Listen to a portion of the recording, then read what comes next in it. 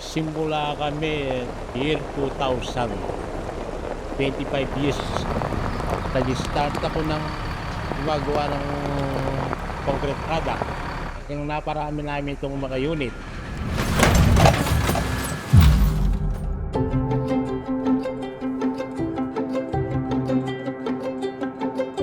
Ako si Brian Garcia at siya ang aking ama na si Albert Garcia. May negosyo kaming hardware dito sa Tarlac City at ang katuwang namin sa paghahanap buhay ay ang Sinotrack.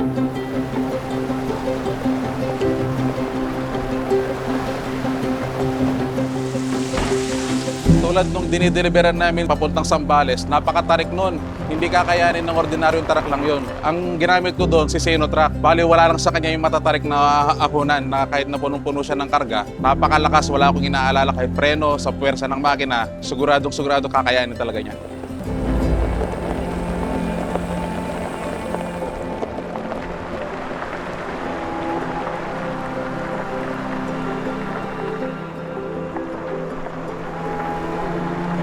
Katulad ng itong dinideliver ko sa Nueva Ecija, itong sinasalandra namin, double screen yan. Tapos itong ibang buhangin na ginagawa ng pang hollow block. Hindi maiiwasan na magkaroon talaga ng delay sa deliveries eh. Lalo na kung malalayo yung mga area na dideliveran mo. May mga times talaga na madidelay ka talaga. Napakalaki sir ang tulong sa amin ng Sinotrack na yan dahil kondisyon sila, kahit anong oras mo sila gamitin, walang aberya. Wala akong experience na na-delay ako na may nasira sa kanila. Tsaka napakalakas. Maganda ang performance nila, sir.